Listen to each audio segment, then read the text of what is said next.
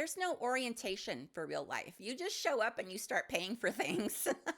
Congrats, you're in the game. Not a game, the game, where the rules are invisible, the stakes are existential, and the prizes are mostly back pain and auto-renewing subscriptions.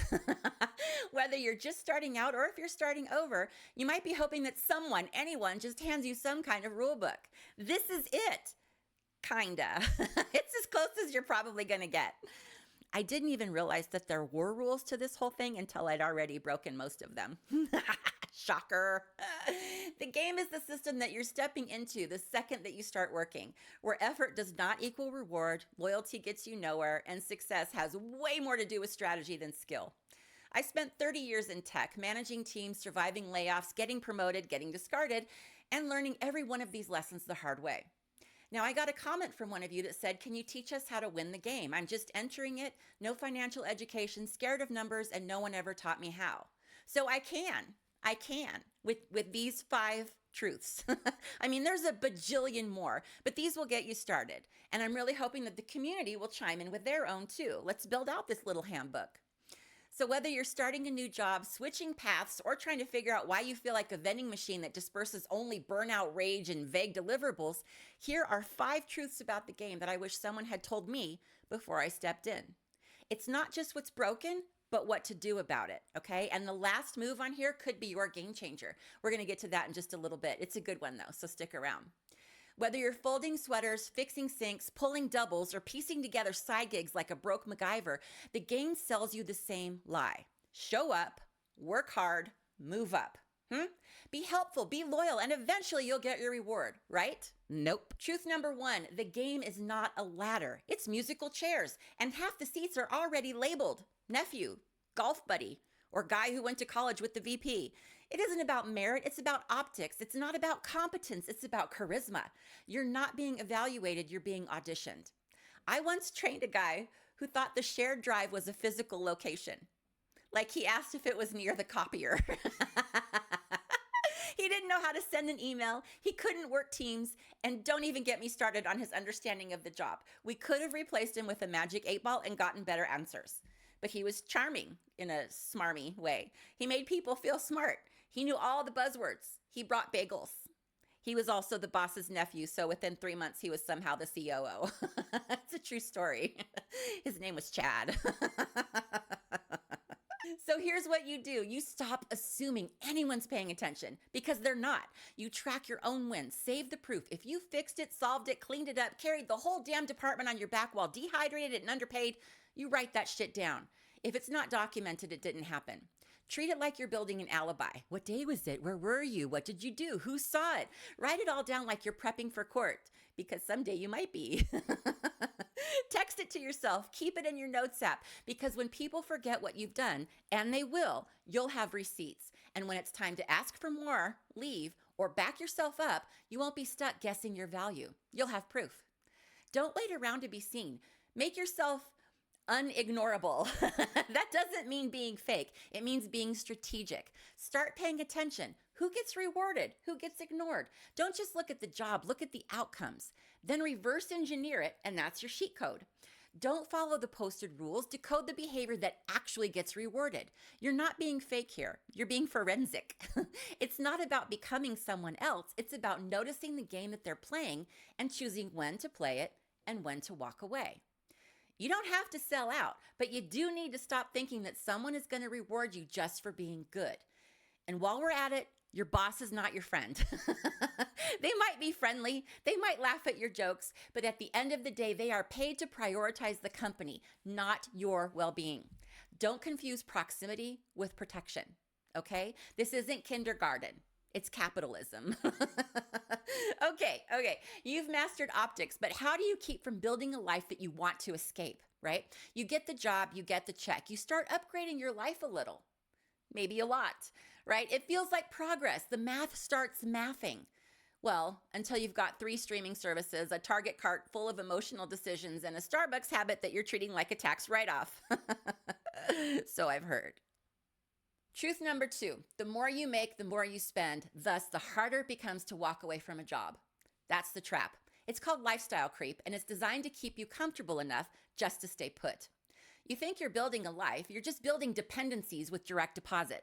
I've learned that you're not upgrading your lifestyle, you're just upgrading your leash. Mine had lots of bling. So, figure out what your ramen and rent version of life actually costs, right? Your survive the week life, rent, food, essentials. And then use what's left over to buy yourself options. No, not outfits, not overpriced Bluetooth mugs, not another productivity app that just gives you anxiety and pastel and reminds you to hydrate and hustle. Buy yourself options, because one day that job might break your brain and you're gonna need a way out. I once stated a job I hated because I just financed a new mattress. I traded sanity for memory foam. And before you ask, yes, I do offer one-on-ones if you need help budgeting emotional collapse around your mattress payments. Set up an auto transfer, even if it's just 20 bucks, right? It's not for retirement, it's for your freedom. It's an exit plan for the day that you wake up and think to yourself, nope, I'm out. Call it your nope fund, as in, nope, I'm not doing this shit anymore. Remember, money is power, but it's also quiet. If you're scared of the numbers, don't overthink it, but don't ignore them either. You're not bad with money. You were just never taught how to treat it like leverage. I remember one time at the gas station, my card got declined and that little TV by the pump flashed up and it said, "Girl, are you good?" I wasn't, but I still tapped my card again like it was just a confidence issue. Start simple. Track your income, track your spending. That's it. No shame spirals, just data.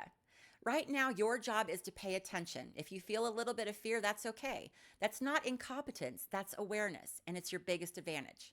You don't need more money. You need more power over the money that you already have. All right, so now you've bought yourself some options. That's great. But do you even recognize yourself anymore? What can you do when your job tries to own your life? Somewhere around month 6 of any new job, you start answering, "How are you?" with busy, right? So how are you doing? Oh, busy.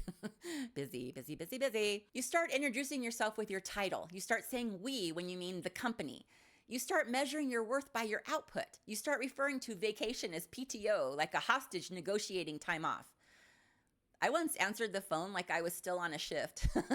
"Thank you for calling Acme Dynamite. This is Sheila. How can I help you?" It was my sister. She asked why I answered like that. I said trauma. Here's what you need to keep right at the forefront of your noggin. With truth number 3, your job is what you do. It is not who you are. Remember, your value didn't start with this job, and it is not going to end there either. Don't let metrics become morals. You're not failing because you're not hitting arbitrary goals that someone else made up.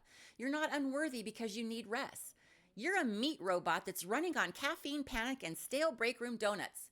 Even a Roomba gets to recharge. And the Roomba doesn't get passive-aggressive emails from Carol in marketing. So, what do you do about it? You start separating yourself from your role, right?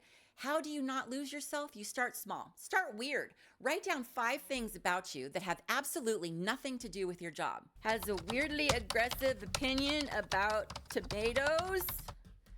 Knows 5 80s theme songs by heart. Sends great memes to friends. Knows every dog on the block. Now that's the stuff that you protect. That's you.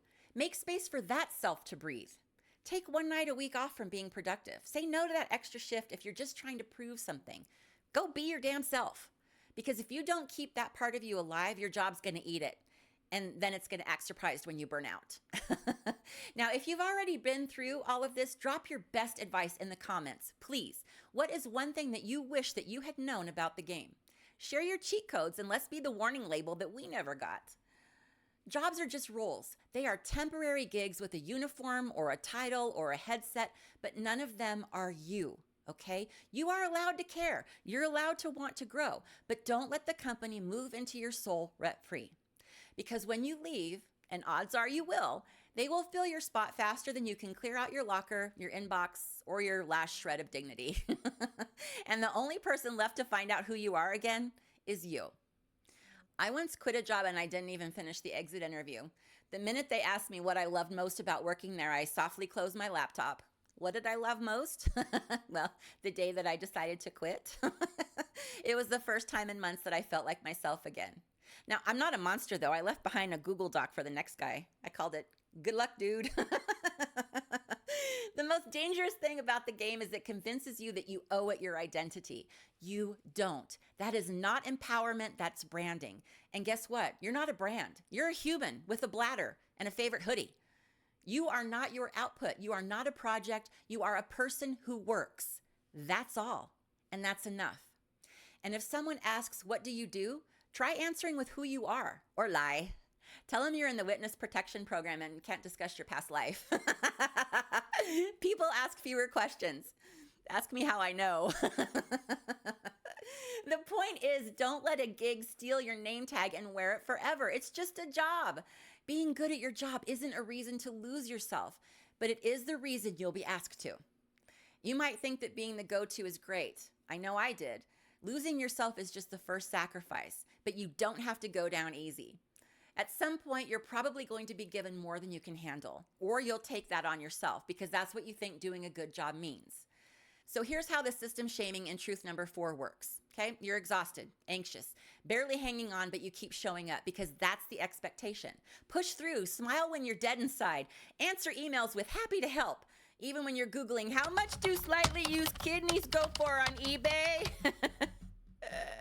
And when it finally catches up to you, when you say, hey, I'm not okay, you might get support, but a lot of the time you're going to get silence, or worse, weaponized silence.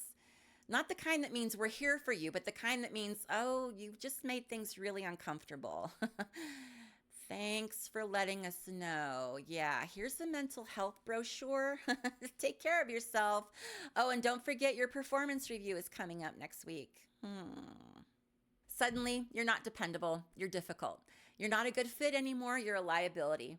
I once told my manager that I was burned out and having really severe panic attacks. She literally laughed at me and said, same, and then asked if I could stay late to prep slides for a meeting.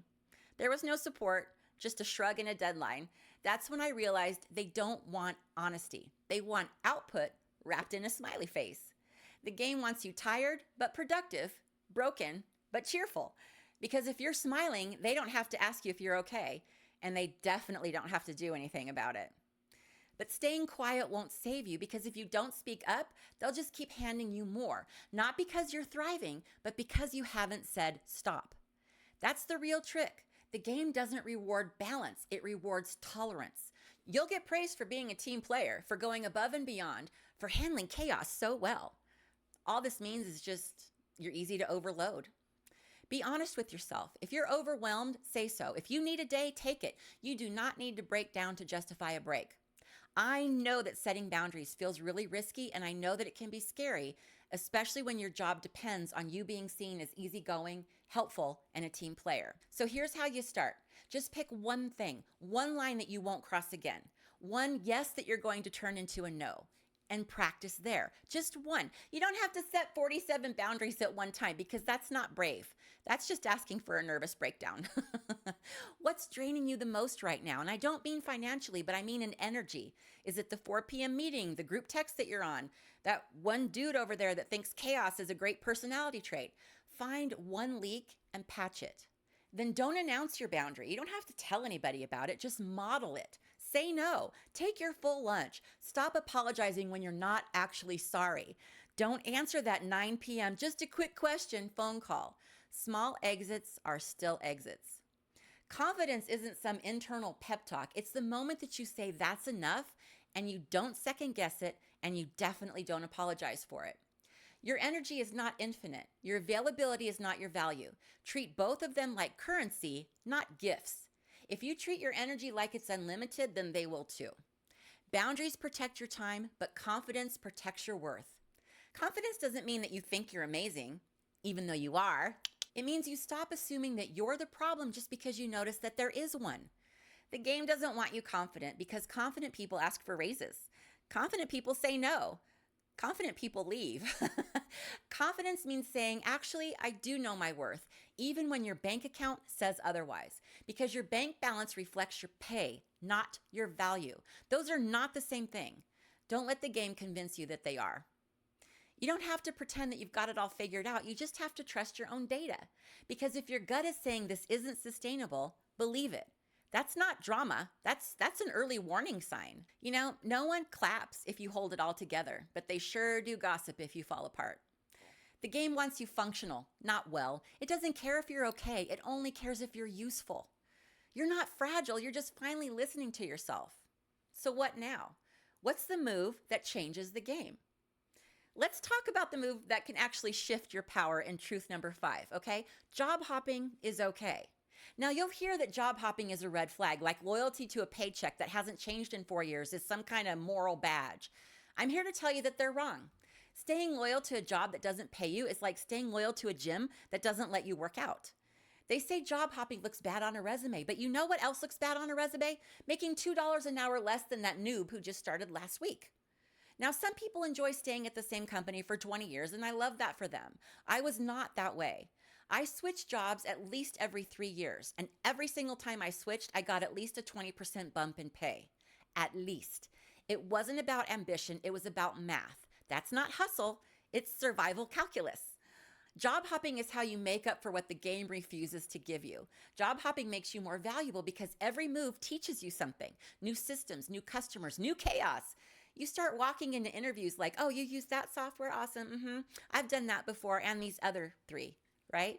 Experience stacks. You're not starting over every time. You're upgrading your character. Same player, better gear. You're not being a flake. You're optimizing.